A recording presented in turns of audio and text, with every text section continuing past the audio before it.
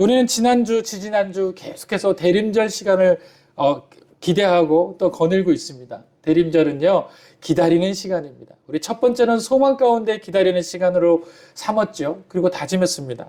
두 번째, 지난주는요, 우리가 화평을 기다렸습니다. 평화를 기다린다고 주님 예수 그리스도가 우리 삶 가운데 평안이시고 평화이십니다. 그리고 기다린 거예요. 그리고 오늘 세 번째 초는 우리가 어떤 초를 켜면서 또 기다리고 있습니까? 기쁨의 초를 켰습니다. 주님, 우리가 기쁨으로 기다리겠습니다. 그렇게 기쁨으로 우리가 초를 밝혔습니다. 그런데 우리가 이 기쁨을 초를 밝히면서 우리가 한 번쯤 주목해야 할 것이 있습니다. 내 안에 있는 기쁨은 여전히 기쁜가? 여러분들 기쁘십니까? 여러분들 안에 기쁨이 있으세요? 만약에 이 기쁨이 들락달락거린다면 우리가 진정한 기쁨에 대해서 생각해 볼 필요가 있습니다. 또 이 기쁨이 어디서 올까라고 한 번쯤 생각해 본 적 있습니까? 우리가 오늘 깊은 묵상과 말씀의 은혜를 통해서 기쁨이 어디에서 출발하는지를 발견하기를 원합니다. 또 계속해서 이 기쁨은 지속되어지고 있습니까? 매일매일 이 기쁨은 반복되어지고 있나요? 또 다른 환경이나 상황 속에서 기쁨이 흐려졌다가 짙어졌다가 하지는 않습니까?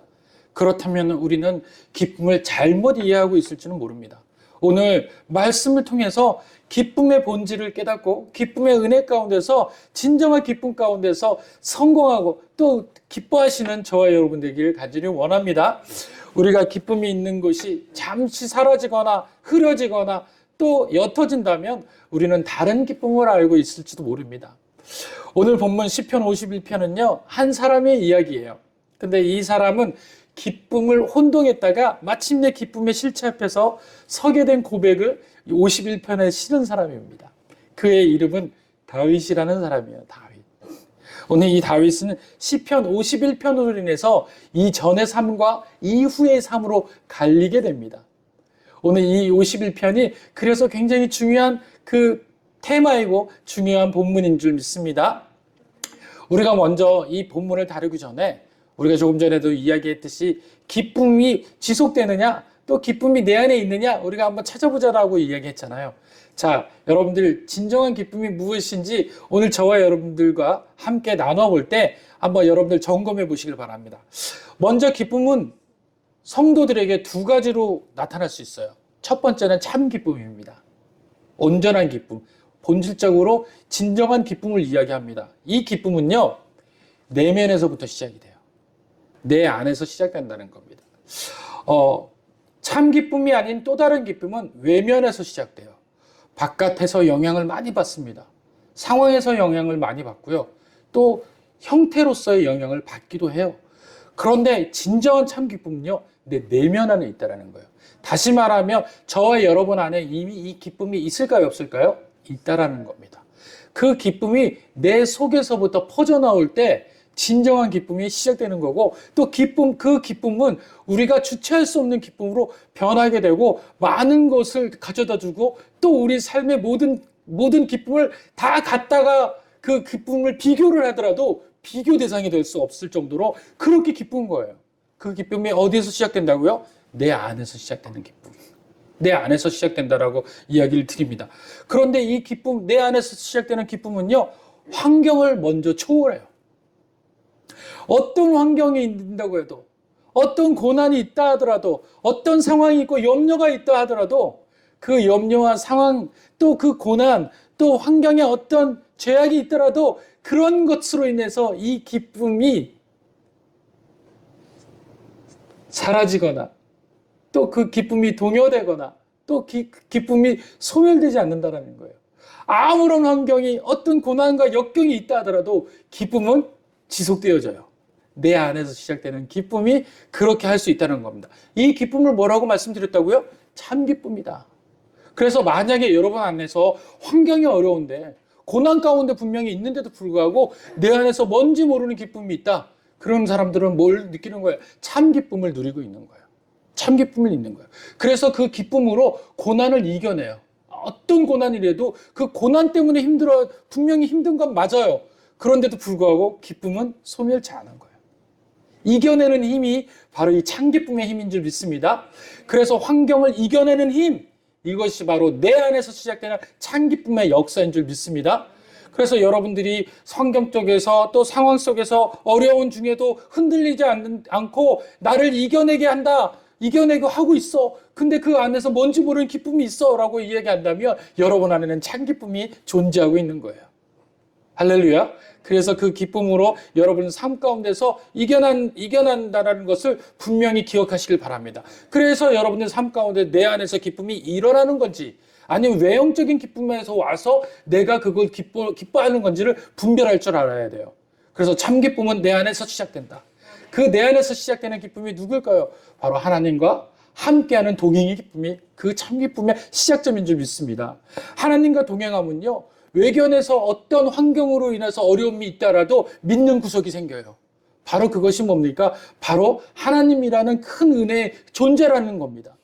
마치 어떤 거냐면 어린아이가 부모님을 믿고 뭐든지 할 수 있는 거. 뒤에 그 백그라운드는 누구예요? 부모님이신 거예요. 그 어린아이에게는 두려움이 없습니다. 어떤 환경의 어려움이, 그 아이가 넘어졌다 하더라도 그 넘어짐으로 인해서 슬퍼지지 않아요. 그 이유는 무엇입니까? 내 뒤에 아버지가 나를 일으켜 세워줄 걸 알기 때문에 무릎을 세우는 겁니다. 잠시 넘어졌지만 뒤에 있는 아버지가 나를 일으키시면 반드시 나는 일어나고야 마는 그런 은혜를 경험하게 되는 거예요. 이것이 참 기쁨입니다. 하나님과 동행할 때 이루어질 수 있는 기쁨, 이것이 참 기쁨이라는 것입니다. 두 번째, 이 참 기쁨은요, 분명한 목적을 가지고 있어요. 어떤 목적을 가지고 있냐면요, 참 기쁨의 목적은 영혼을 살리는 목적이에요. 영혼을 살리는. 다시 말하면 내 안에서 이 기쁨은 나를 살리는 역할을 합니다. 내가 환경 때문에 내가 실족해서 내 자신을 버리게 되는 상황이 아닌 거예요. 그 기쁨을 유지케 하는 거, 또 그 상황을 이겨내게 하는 거, 그것이 바로 참 기쁨의 은혜인 것입니다. 그래서 이 참 기쁨은 영혼을 살리는 기쁨이 되어져요. 또한 이 기쁨이 나만으로 끝나지 않습니다. 이 기쁨이 내가 하나님으로부터 은혜를 받고 하나님으로부터 이 기쁨을 얻게 되면요, 나만 이 기뻐하지가 않아요. 내가 기뻐하면 또 누가 기뻐합니까? 내 주위까지도 영향력을 펼치게 됩니다. 예를 한번 들어볼까요? 여러분들 말씀 가운데서 내가 실족하였는데 어느 날 말씀을 받는데 그 말씀이 나에게 기쁨을 줬어요. 그 기쁨의 은혜가 말씀을 받는데 너무너무 은혜가 되는 겁니다. 그 환경은 분명히 어려운데 말씀으로 힘이 되어지니까 내가 이 환경의 어려움들을 이겨내는 거예요. 무엇입니까? 내 삶 가운데에서 내 마음이 실족하고 어려워져서 정말 죽고 싶은 그 상황 가운데 있는데 말씀은 위로를 주시는 거예요. 그것이 바로 참 기쁨이 하시는 영혼을 살리는 기쁨인 줄 믿습니다. 그것이 단연 말씀만 있는 것이 아니라 기도 때도 마찬가지예요.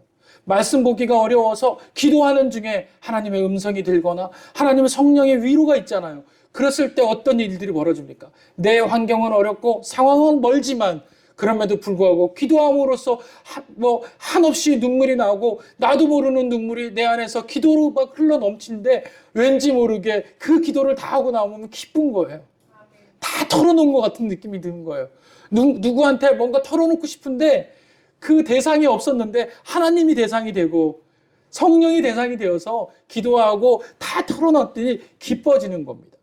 그 기도하는 순간에 성령께서 나를 위로하시고 또 하나님의 크신 은혜가 나와 함께 감싸움으로 인하여서 죽어있던 나를 되살리는 역사를 그 시간에 경험하게 된다는 겁니다. 이처럼 참 기쁨은 나를 살리는 그런 기쁨으로 가게 되는 겁니다. 그랬을 때 우리는 어떤 일들이 벌어지냐, 우리 삶 가운데서 손해를 감수하는 기쁨이 있어요. 다른 사람 때문에 손해를 감수하더라도 기뻐하고 또 다른 사람을 용서할 수 없는 마음이 하나님의 은혜로 용서하게 되는 거예요. 그리고 무엇보다도 더 은혜인 것은요, 이 참 기쁨의 은혜는요, 기다리는 기쁨이라는 거예요. 우리가 왜 대림절 이렇게 기다립니까? 기쁨의 대상, 기쁨을 주시는 본질적인 예수 그리스도가 우리와 연합하신다는 거 분명하게 알기 때문에 우리는 그 시간을 기다리는 겁니다. 그런데 외부에 있는 사람들은 지금 성탄절을 향해서 가고 있는 이 시기가 무슨 날인지도 알지 못해요. 오늘이 대림절 세 번째 주일인 것도 알지 못합니다. 그냥 막연하게 인생을 사는 거예요. 허비하면서. 12월 25일이 찾아온다 하더라도 그들과는 무관한 시간이 되어집니다. 우리는 그 기쁨의 대상인 예수 그리스도를 기다렸더니 그분이 왕으로 오셔서 우리와 연합하여서 우리의 참된 기쁨을 다시금 회복시키시는 그 시간이 12월 25일 성탄절인데, 많은 사람들은 그날을 육체적으로 기뻐하는 단순 기쁨의 날로 삼게 된다는 거예요. 이것이 바로 참 기쁨과 단순 기쁨의 차이라는 겁니다. 우리는 기다리는 기쁨 속에서 그 기쁨이 왕이 되어서 우리 삶 가운데 우리를 장악하여서 진정한 기쁨을 맛보게 하는데, 세상 사람들은 그날 그 기쁨에서 소외되고 단순한 기쁨, 육체적으로 얻는 기쁨만을 얻고서 그걸로 끝나버리는 거예요. 그리고 26일 날 돼버리면 아무렇지도 않는 다시 공허한 그 세계로 떠나게 됩니다. 다른 기쁨이 그 기쁨을 맞이할 때까지 그들은 또 그렇게 공허하게 살아가는 거예요. 그러나 우리는 25일 날 그 기쁨을 통해서 또 어떤 소망을 가지고 있습니까? 신년이라는 소망, 또 새해라는 소망, 또 다시 2026년이라는 하나님께서 주실 소망을 막 붙잡고 나가지 않습니까? 이것이 바로 하나님께서 우리에게 주시는 참 기쁨은 영혼을 살리는 기쁨인 줄 믿으시길 바랍니다. 그리고 참 기쁨은 말씀 안에서 날마다 새로워지는 기쁨을 주십니다. 참 기쁨은 말씀 안에서 자라게 되는 역사가 있어요. 같은 말씀인데도 어떤 날은 위로가 돼요. 똑같은 말씀은 본문인데도 어떤 날은 책망으로 우리에게 다가옵니다. 또 어떤 날은요, 우리에게 간절하게 회개할 수 있는 마음을 주셔서 하나님 앞에 나갑니다. 여러분들 소설을 읽어보셨어요? 또 여러분들 영화를 한 편 보셨습니까? 그러면 그 영화를 반복해서 영화를 볼 수가 있습니까? 또 그 소설에 감동을 줬다고 해도 반복해서 우리에게 감동을 주나요? 어떤 것도 반복해서 감동을 많이 주지는 못해요. 계속해서 첫 번째 감동 이외에 감동은 계속 사라지게 돼 있습니다. 이것이 저와 여러분들이 세상적인 감동 아닙니까? 음악을 들어도 그 음악이 영원하지 않으며, 또 소설을 본다 하더라도 그 소설의 이야기가 우리를 끝까지 기쁘게 하지 못하고, 또 영화를 한 편 본다 하더라도 그 영화의 감동이 우리들의 인생을 뒤집을 만한 감동으로 끝나지 않아요. 그런데 오로지 하나님 말씀은요, 반복해서 보더라도 그날 그 시간 환경적으로 상황적으로 말씀이 달라 보일 때가 많다라는 거예요. 수시간을 지나서 2000년이 지나고 6000년이 지났는데 지금 이 시간에도 많은 사람들이 세대가 세대를 바뀌어도 불구하고 지금 전 세계 베스트셀러 1위가 뭔지 아세요? 성경이에요. 성경을 통해서 위로받고, 성경을 통해서 회개하며, 성경을 통해서 인생이 바뀌는 사람들이 너무나 많다라는 거예요. 그리고 그 성경이 그것이 한 번 읽어서 끝나는 것이 아니라 어떤 사람은 100번을 읽은 사람도 있고, 우리 목사님 중에서 200번 읽으신 분들도 계세요. 저도 지금 100번을 향해 가고 있지만 이렇게 100번을 읽어도 동일한 말씀이 아니더라는 거예요. 날마다 말씀이 틀리고 날마다 주시는 깨달음이 다르다라는 얘기입니다. 이처럼 참 기쁨은 그렇게 날마다 우리가 새로워질 수 있도록 바꾸어지는 삶을 허락하시는 그 생명력에 있는 말씀이 참 기쁨인 줄 믿으시길 바랍니다. 오늘 그 말씀이 여러분 앞에 있는 거예요. 여러분 삶 가운데 계신 겁니다. 주님을 믿는 예수님을 믿는 그 순간이 무엇이에요? 참 기쁨을 내 삶에 모시는 순간인 겁니다.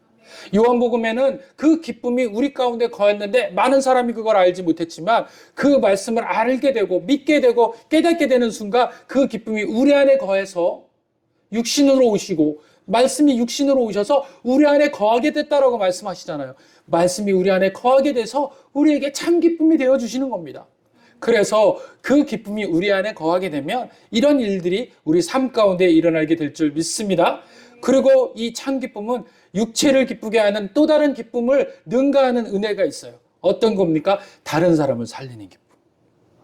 나의 기쁨이 다른 사람을 살리게 돼요. 나의 참 기쁨으로 인해서 나의 모습을 통해서 그들이 흥미를 느끼게 됩니다. 아니, 똑같은 환경과 똑같은 어려움 속에서 어떻게 저렇게 어려운 순간들을 이겨내고 있지? 분명히 저 사람에게는 뭔가 있어. 대부분 물어보는 사람들이 그런 물어봄이었어요. 그런데 나중에 알고 보면 우리는 말씀만 봤다라고 이야기할 때 그들이 깜짝 놀랍니다. 나는 똑같이 말씀을 봤는데도 기쁨이 없었어요. 그런데 어떻게 똑같은 말씀 안에 그런 기쁨을 살 수 있습니까? 그래서 그 참 기쁨에 대한 소유에 대한 부분들을 알게 되었을 때 이들이 깜짝 놀라고 그 기쁨의 영향력에 놓이게 되게 되었더라는 거예요. 이처럼 참 기쁨은 우리들의 삶 가운데 이렇게 영향력을 미치게 됩니다. 그러면 참 기쁨이 아닌 다른 기쁨은 무엇이 있을까요? 육체의 기쁨이에요. 육체의 기쁨. 참 기쁨의 반대가 육체의 기쁨입니다. 여러분들, 이것을 우리는 다른 기쁨이다라고 이야기하는 거예요. 여러분들, 우리는 흔히 기쁨이라고 그러면 통칭해서 기쁨이라고 생각할 수가 있어요. 그러나 완전히 다릅니다. 참 기쁨은 생명을 주고 구원함에 이르고 또 그 가운데서 하나님의 역사가 있고 하나님의 동행이 있는가 하면, 육체의 기쁨은 동행도 없고 역사도 없고 또 은혜도 없으며 또 그것이 지속되어지지도 않아요. 첫 번째 우리가 누리는 육체의 기쁨은 먼저는 지속되지 않는다라는 단점이 있습니다. 여러분들, 제가 말씀을 드렸듯이 이 육체의 기쁨은 되게 강렬합니다. 너무나 강렬해요. 맛보게 되고 만지게 되고 경험하게 되면 너무나 좋죠. 그러나 그 생명력이 너무나 짧다라는 거예요. 예를 들어보면, 여러분들 음식을 좋아하신다는 여러분들이 맛있는 음식을 먹으러 갔을 때 세계에서 가장 좋은 음식을 먹었다고 치자고요. 우리가 먹어봤어요. 너무도 그 시간은 기쁩니다. 무엇이 기뻤을까요? 눈이 기뻤고요. 그 다음에 혀가 기쁘고요. 또 뭐가 기뻐요? 목구멍으로 넘어가는 그 음식의 뭐라고 해요? 텍스처? 그것이 너무나 좋았어요. 그리고 향기가 좋았고, 또 무엇보다도 기쁜 게 뭡니까? 경험이 기쁘잖아요. 그 맛있는 음식을 경험했다라는 게 얼마나 기쁩니다. 그런데 여러분들, 그 맛있는 음식을 반복해서 먹었다면, 자주 먹는다면 처음에 줬던 그 기쁨처럼 기쁨을 줄까요? 아닌 거예요. 점점 그 기쁨은 퇴색하게 되어 있습니다. 분명히 기쁨은 더 기쁨 안에 있어야 되는데, 그 기쁨은 처음 기쁨보다 점점 사라지게 되는 거예요. 여러분들, 어떤 맛있는 음식을 먹었더라도 첫 번에 먹었던 그 느낌대로 그 이야기가 그 느낌이 계속 진행되지 않아요. 여러분들, 우리들 예전에 선조들 왕들 중에서 한 분이 그랬잖아요. 남한산성에 계셨던 왕이 누구시죠? 인조인신가요? 인조대왕님이신데, 인조대왕께서 그 남한산성에서 먹었던 그 생선 중에서 묵이라는 생선이 있었어요. 그 묵이라는 걸 먹었는데 너무 맛있던 거예요. 그 생선이. 그래서 그 묵을 다른 이름으로 지으셨다라는 거예요. 그런데 그 전쟁 기간이 끝나고 궁전으로 돌아와가지고 그 전쟁 피난길에서 생각했던 그 묵이 생각나서 그 생선의 이름이 이제 바뀌었지만 그 생선을 가져다 달라고 얘기해서 먹은 거예요.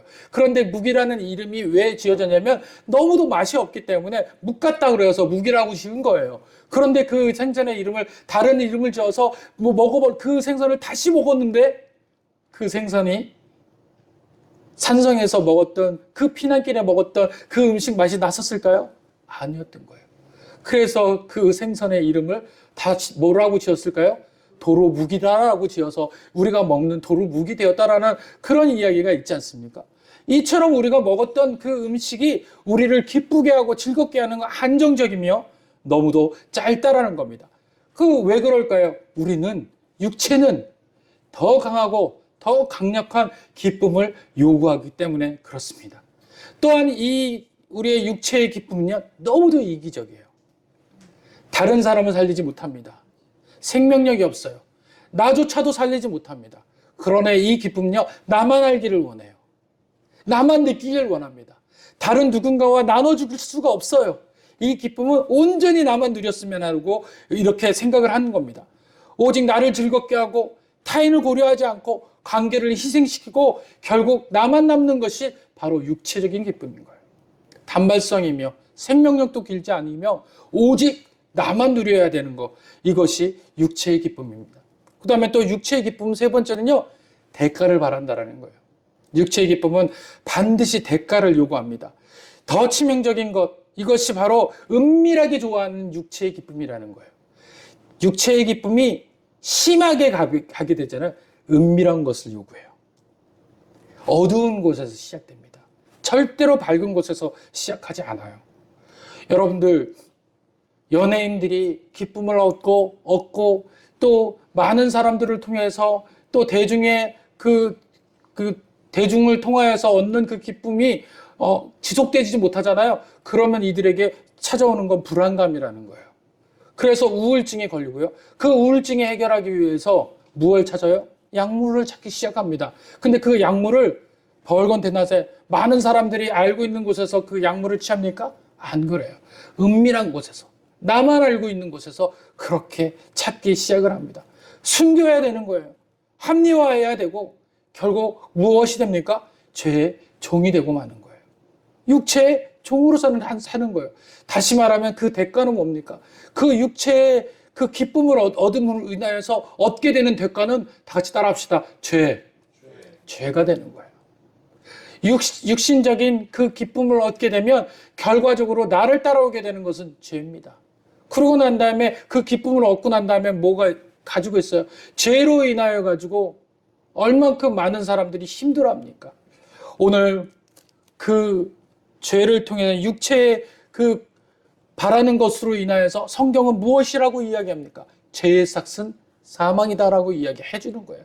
로마서에서 죄의 삭은 사망이다라고 말씀해 주는 이유가 뭡니까? 육체의 기쁨을 얻었기 때문에 그 기쁨으로 얻을 수 있고 그것의 대가가 바로 사망이라는 거예요. 여러분들 하나님이 주신 기쁨을 얻었는데 어떻게 그 대가가 사망이고 죄가 되어야 합니까? 그러니까 다시 말하면 이것은 하나님으로부터 오는 것이 아니라는 거예요.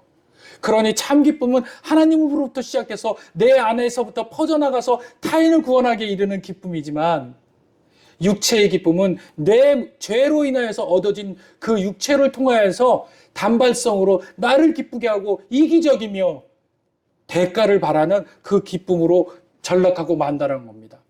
오늘 다윗은 이 본문 51편을 통해서 이것을 알게 된 겁니다. 51편을 쓰게 된 목적은 바로 밧세바 사건 때문에 그래요. 우리아의 아내 밧세바를 이제 취하게 됩니다. 그런데 그날에 어떻게 취하게 됐냐면요. 사무엘 하에 보면은 12장에 그것에 대해서 아주 적나라하게 이야기를 11장에서부터 12장까지 너무도 적나라하게 이야기하고 있습니다. 그런데 그 11장에 보면 원래 11장 1절에 이렇게 되어 있어요. 그 해가 돌아와 왕들이 출전할 때에 되매 다윗이 요압과 그에게 있는 그의 부하들과 온 이스라엘 군대를 보내니 그들이 암몬 자손을 멸하고 라빠를 에워싸고 다윗은 예루살렘에 그대로 있더라. 이 이야기가 뭐냐면요. 그 해가 돌아와 왕들이 출전할 때라는 이 문구를 우리는 이렇게 해석을 해야 합니다. 당시 그 아랍의 또 중동 지방에는요. 농번기 때는 전쟁을 하지 않았어요. 왜냐하면 그 아랍 자체가 굉장히 비옥한 땅이 아니잖아요. 그 정말 그 더운 땅에서 곡식의 정말 귀중한 땅이었거든요. 그러다 보니까 농사 짓는 경우에는 전쟁을 하지 않습니다. 농사가 다 끝나고 그 농사 짓기 전 그리고 농사 짓기 후에 남은 시간에 전쟁을 하는 거예요. 그때 다 모여서 전쟁을 합니다. 그때는 그 전쟁에는 누가 나와야 되냐면 왕들이 전부 다 출전을 해야 돼요. 그런데 다윗은 그 전에 11장 전에 하나님께서 은혜를 주셔서 날마다 승리했더라 라는 그런 문구가 있습니다. 그러니까 이때까지 전쟁에 나가면 어떻게 된 거예요? 하나님의 은혜로 다윗이 다 승리를 한 거예요. 그래서 다윗은 그 하나님과 동행의 기쁨을 날마다 누리게 된 거예요. 그러던 그 다윗이 어느 순간 다른 기쁨을 찾기 시작한 거예요. 무슨 기쁨이었을까요? 바로 육체적 기쁨이었어요. 자기가 편하게 되고 자기의 마음이 편하게 되고 몸도 편하게 되는 그 기쁨을 찾게 된 거예요. 왕들이 다 나왔는데 안 나갔어요. 이 이야기는요 11절에 보면 이렇게 이야기합니다. 우리아의 아내 밧세바를 취하고 난 다음에 이것이 잘못됐다라는 것을 다윗이 알게 됐어요. 왜냐하면 자기의 군사 중에서 한 명, 장군 중에서 한 명의 아내를 취하게 된 거예요. 그러니까 이것이 퍼지게 되면 자기는 왕으로서 체면이 말이 아니게 된 거예요. 그래서 이것을 꼼수를 씁니다. 그래서 어떻게 씁니까? 우리아를 불러들여요. 전쟁 싸우고 있는 사람을 불러들여서 그 사람에게 강권적으로 그 아내와 동침하게 해서 그 아이가 자기의 아이가 아닌 것처럼 우리아의 아내인 것처럼 그렇게 뒤집어 씌우려는 생각을 하는 겁니다. 그런데 우리아가 절대로 아내랑 동침하지 않아요. 그 이유가 무엇일까요? 11절에 나와 있어요. 11장 11절. 사무엘하 11장 11절에 제가 여러분들 찾지 못하니까 제가 먼저 찾습니다. 우리아가 다윗에게 아뢰어 언약궤와 이스라엘과 유다가 야영 중에 있고 전쟁 중에 나가 있다라는 겁니다. 내 주 요압과 내 왕의 부하들이 바깥 뜰에 진치고 있거늘 내가 어찌 내 집으로 가서 먹고 마시고 내 처와 같이 자리이까? 내가 이 일을 행하지 아니로라. 왕의 살아계심과 왕의 혼의 살아계심을 두고 맹세하리다. 이 이야기는 누구에게 지금 얘기하냐면 그 왕에게, 다윗에게 이야기하는데 뭐라고 얘기한 거예요? 지금 우리아가 다윗에게 영적으로 자각을 주는 거예요. 촉구하는 거예요. 당신 지금 여기에 있어야 되지 않잖아. 지금 어디에 있어야 되는 거야? 전쟁터에 있어야 되잖아. 거기에 지금 누가 나가 있다라고 얘기하고 있어요. 당신보다 더 높으신 분이 나가 계셔. 누구죠? 하나님이에요. 거기에 뭐라고 써 있어요? 언약궤와 이스라엘과 유다가. 언약궤는 하나님의 임재예요. 근데 장군이 지금 왕에게 이야기하고 있는 거예요. 당신 지금 여기에 있어야 되지 않잖아. 이 우리아가 이야기하는 것에 우리아가 얘기한 게 아니에요. 누가 이야기하신 거죠? 하나님이 다윗을 너무 사랑해서 우리아의 입술을 통해서 이야기하는 거예요. 그런데 참 기쁨에 떠난 그냥 인본적인 육신적인 기쁨을 찾는 다윗은 그 정확한 이야기를 알아듣지 못해요. 어디에 속해 있기 때문에? 참 기쁨이 아닌 육신의 기쁨에 속해 있기 때문에. 우리의 인생 가운데 육신의 기쁨, 참 기쁨에 속하지 않고 육신의 기쁨에 우리의 마음에 가 있다면 참 기쁨이 들리지가 않는 현상이 일어나게 됩니다. 우리아를 통해서 하나님이 정확히 가르쳐 줬는데도 불구하고 알아듣지 못해요. 어떻게 우리아가 그런 얘기를 할 수 있겠냐고요. 그리고 뭐라고 이야기합니까? 왕의 살아계심과 왕의 혼의 살아계심도 영의 이야기라고 있잖아요. 너 영적으로 살아있니? 너 죽었다라고 얘기하고 있는 거예요. 하나님이 너 영이 죽었잖아 지금. 영의 기쁨을 찾아야 되는데 육의 기쁨을 찾고 있잖아. 정신 차려. 이야기하고 있는 겁니다. 오늘 저와 여러분들이 이 말씀과 예배 가운데서 주님을 기다리며 기쁨을 기다리고 있는데 만약에 내 안에서의 기쁨이 하나님과의 기쁨과는 멀어진 상황이고 육신적인 기쁨으로 이것이 하나님이 주시는 기쁨이니까 누려야 돼라고 생각하고서 누리고 있다면 그것이 진짜 기쁨일까요? 아니다라는 거예요. 오늘 이 말씀이 다윗에게 드려지는 말씀이 아니라 저와 여러분에게 드려지는 말씀이 되길 원합니다. 영혼에 들려지는 말씀이 되길 원합니다. 이 말씀이 정확히 찌르고 있잖아요. 정말 하나님 안에서 기뻐하고 있느냐? 아니면 육신의 기쁨으로 인하여서 하나님의 기쁨을 대체하고 있느냐? 우리는 어떤 것이 오해할 수 있냐면요. 하나님이 주신 상황들, 물질적인 축복들 하나님 주신 거 맞아요. 잘못된 거 아닙니다. 그런데 어디에서 누려야 돼요? 하나님 안에서 누려야 돼요. 그런데 우리는 어떻게 되냐면 종종 이 기쁨만을 쫓아가요. 그리고 하나님 주신 기쁨이에요. 하나님 주셨잖아요. 그러니까 나 이거 충만히 누려도 돼요. 그리고 기쁨을 찾아간다라는 거예요. 여러분들 다윗은요. 그 전에 사무엘 하에 보면 이렇게 이야기합니다.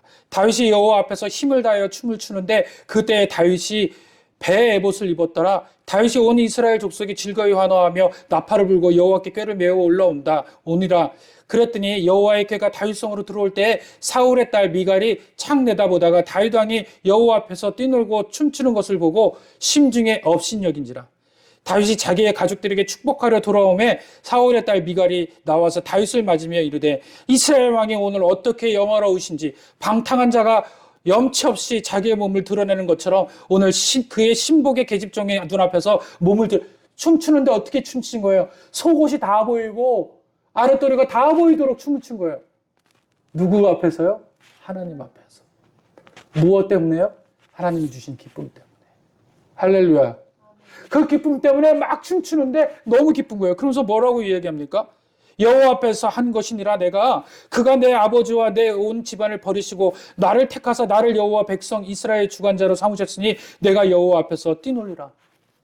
내가 이보다 더 낮아져서 스스로 천하게 보일지라도 나는 주 앞에서 뛰놀리라. 할렐루야. 이거 뭡니까? 참 기쁨이에요. 참 기쁨으로 하나님 앞에 추는 거예요. 그런데 나중에는 하나님 앞에 숨어요. 하나님이 뭐라고 이야기하십니까? 27장 11장 27절 사무엘아 그 장례를 마침에 다윗이 사람을 보내 그를 왕궁으로 데려오니 그가 그의 아내가 되어 그에게 아들을 낳으리라. 다윗이 행한 그 일이 여호와의 보시기에 악하였더라. 어느 때 그 기쁨이 사라집니까? 육체를 하나님의 기쁨보다 육체의 기쁨을 더 만족하다고 더 사랑한다고 그쪽에 마음을 옮길 때 하나님과 나의 관계가 떨어져 있는 거예요. 알지를 못해요. 그걸 에스겔에서는 뭐라고 이야기했냐면 단단한 마음, 굳어진 마음이라고 얘기해요. 하나님으로부터 단단해지고 하나님으로부터 단절되어지고 굳어진 상태가 바로 단단한 마음, 굳어진 마음이에요. 에스겔은 경고합니다. 너희들이 마음이 굳어지지 않았느냐. 그래서 하나님 앞에 기도하라라고 얘기해요. 원활한 마음, 부드러운 마음을 달라고. 부드러운 마음은 어떤 마음입니까? 하나님을 바라는 마음이에요. 내가 이렇게 육체적인 기쁨을 맛보지만 그럼에도 불구하고 하나님 두려워합니다. 이 육체의 기쁨 때문에 하나님을 버릴까 두렵사오니 주여 내가 하나님 앞에 나아가서 하나님 앞에 기도할 때 나를 치사, 나를 회복시켜 주시옵소서. 이 기쁨에 만족하지 말게 하소서. 오직 주 앞에 기뻐하는 마음이 있게 하여 주옵소서. 내가 주를 없인 여기지 아니하고 주를 없다 여기지 아니하며 모든 삶 가운데서 주의 영향력 앞에 있게 도와주옵소서. 이렇게 기도해야 된다는 거예요.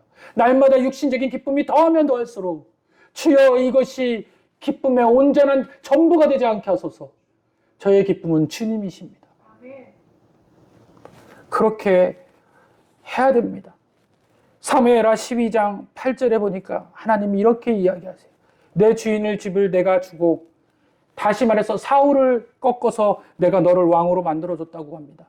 내 주인의 아내들을 내 품에 두고 이스라엘과 유다 족속을 내게 맡겼느니라. 만일 그것이 부족하였을 것 같으면 내가 내게 이것저것을 더 주었으리라. 누가 주었다라는 거예요? 하나님께서 주었으리라는 거예요. 그런데 왜 탐했느냐? 그런데 어찌하여 내가 여호와의 말씀을 업신여기고 나 보기에 악을 행하였느냐? 내가 칼로 햇사람 우리아를 치되 암몬 자손의 칼로 죽이고 그의 아내를 빼앗아 내 아내로 삼았도다. 우리가 육체적인 기쁨을 찾으면 반드시 대가가 필요한 거예요. 누구를 죽여야 되며 누구를 사기쳐야 되고 누구를 밟고 올라가야 되는 거예요. 그래야 공평하게 나눌 수 없잖아요. 여러분들 세상의 기쁨을 어떻게 공평하게 나눠요? 세상이 주는 건 한계가 있는데 내가 취했으면 누군간 저기서 울고 있는 거예요. 그럴 때 그 울고 있는 자들에게 희망이 되어주는 그런 저와 여러분 되기를 간절히 축원드립니다. 이것이 진정한 기쁨입니다. 다윗은요, 광야에 있었을 때는 진정한 기쁨이었어요. 환경과 고난은 어려웠지만 내면의 기쁨은 그를 능가할 수가 없었습니다.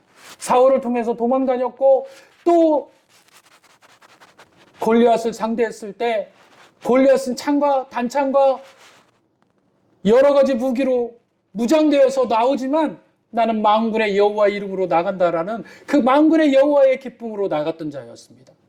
그랬을 때 그는 늘 승리했죠. 그리고 도망은 다녔지만 사울을 통해서 도망 다녔지만 하나님의 동행 끝에 그 기쁨을 너무도 크게 누렸습니다. 그래서 그 고난이 고난 같지 않았고 기뻤던 거예요. 내면의 기쁨이었죠. 어떤 것도 두렵지 않았고 어떤 것도 어렵지 않았으며 오히려 많은 사람의 희망이 되어줬습니다. 그런데 환경은 평안이고 내면은 무너지는 상황이 이제 벌어진 겁니다. 반대로 왕이 된 후에는 그는 평안 가운데 살았어요. 너무도 좋은 것 같았습니다. 육체는 너무도 평안했어요. 그런데 무너진 건 마음의 참 기쁨이 무너지기 시작한 겁니다. 바꾼 거예요. 육신의 평안함으로 내 마음의 기쁨을 바꾼 겁니다. 육신의 기쁨은 반드시 마음의 기쁨을 빼앗아 갑니다.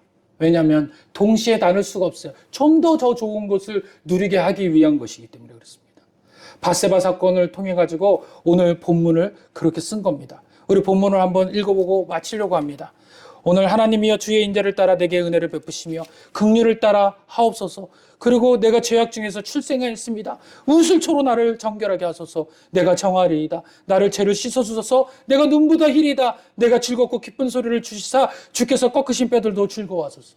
알게 된 거예요. 밧세바 사건을 통해서, 육체의 사건을 통해서 진정한 그 기쁨이 무엇인지 알게 된 겁니다. 무엇인 거예요? 하나님의 음성이 들려주고 하나님의 음성을 통해서 나에게 말씀하실 때 그것이 참 기쁨이었다라는 거예요. 제가 한 가지 고백하고 마칠 텐데요. 목회자가 이 기쁨에서 자유로울 수가 없습니다. 처음 목회자는요, 개척할 때 저와 같은 마음으로 시작하더라고요. 다 보았더니 그 목사님이 저와 같아요. 다 하나님 기쁨만 찾겠습니다. 주여, 교회가 어찌 되든 간에 사람이 없다 하더라도 하나님 기쁨 가운데서 제가 하나님 앞에 눈물을 흘리며 예배하며 이 기쁨 가운데서 이것을 이겨내겠습니다. 어려움을 승리하겠습니다 하고 붙잡고 가요. 그런데 어느 날 사람이 많아지고 건물은 세워지고 재정이 풍부해지면 하나님의 그 기쁨을 잃어버리고 이제 그 재정 따라 바쁜 삶을 살게 되더라고요. 그리고 너무도 바쁜 삶을 살게 됩니다. 골프를 치고도요. 또 여러 환경을 통해서 몸을 바치고 너무도 바쁘게 된 거예요. 영적인 은혜는 소멸되고 육신적인 기쁨을 통해서 하게 됩니다. 그런데 거기서 사탄은 이것을 교묘하게 같은 기쁨이다라고 얘기해요. 하나님이 주신 기쁨이야. 너 이제 누릴 때 됐어. 영적으로 느꼈으니까 이 육신적으로도 누려야지. 그러고 난 다음에 그들이 하는 말이 뭡니까? 하나님, 제가 바빠서 하나님 앞에 나오지 못합니다. 하나님, 제가 영혼 살리는 것 때문에 바깥에서 최선을 다해야 합니다. 아니에요. 주님은요, 영혼을 살리라라는 그 모든 그 목적을 어디에다 두었을까요? 하나님 능력 안에 두시길 원합니다. 할렐루야. 우리가 하는 것이 아니라는 거예요. 사도행전에 보면 교회에 간 일들이 많지가 않아요. 그들이 했던 것은 모여서 예배하며 하나님을 기쁘시게 하며 하나님 앞에 나와서 기도하며 간구했더니 많은 자들이 모이게 되었더라. 그들이 나가서 전도하고 그들이 뭐하고 한 것이 아니에요. 하나님을 기쁘게 했더니 하나님이 붙여주셨더라. 할렐루야. 오늘 우리 약속 이름교회 왜 소망이 있다고 얘기합니까? 저와 여러분들이 기도하는 그 기도 가운데, 여러분들이 하나님 앞에 나가는 그 사랑 가운데 하나님 붙여주실 거라는 겁니다. 오늘 그 역사가 이 삶 가운데, 이 교회 가운데 충만하게 성령 가운데 이것이 밝게 비치고 있다는 거예요. 저 먼 곳에서 바라보지만 약속 이름교회가 너무도 밝은 거예요. 그 이유는 성령이 이곳에 계시기 때문에. 너무도 큰 우리는 누렸잖아요. 우리 장로님의 그 기도의 그 간절함을 우리 모든 성도들이 누렸잖아요. 그 이유가 뭡니까? 하나님 약속 이루시겠다라는 거잖아요. 근데 그런 것을 줬는데도 불구하고 우리가 믿음이 없어서 그것을 받아먹지 못한다면 우리는 잘못한 거예요. 걸어나가면서 한 발자국 손잡고 나갈 때 믿음으로 역사는 이루어질 줄 믿습니다. 그 가운데 하나님의 역사가 어떻게 이루어지는지 하나님을 찬양하며 하나님 앞에 나가길 원합니다. 저도 오늘 여러분과 다짐하기를 원해요. 제가 교회가 성장하고 하더라도 하나님 붙잡고 하나님 말씀을 보기를 더 사모하며 그렇게 되길 바랍니다. 여러분들과 제가 한 목소리로 하나님 더 사랑합시다. 그래서 하나님의 기쁨, 그 온전한 기쁨이 우리 안에 퍼져나가서 그 다음에 하나님이 주시는 그 기쁨, 그렇다고 육체적으로 얻는 기쁨이 다 잘못됐다라고 말씀드린 게 아닙니다. 반드시 누려야 돼요. 왜 누려야 되냐? 주시는 복이니까. 그런데 내 안에 하나님이 계셔야 된다는 얘기예요. 하나님 계시고 그것을 덤으로 얻는 저와 여러분들 되길 원합니다. 하나님의 기쁨이 육체의 기쁨으로 변질되어지지 않고 하나님의 기쁨보다 육체의 기쁨이 더 커 보이지 않는 기쁨, 오히려 그 육체의 기쁨이 더 크더라도 하나님 기쁨으로 돌아오는 기쁨, 그것이 진정한 기쁨인 줄 믿으시길 바랍니다. 참 기쁨을 소유한 저와 여러분들이 되기를 간절히 축원드리며 세 번째 대림절 기쁜 주간을 그리스도 예수의 이름으로 축원드립니다. 기도하겠습니다.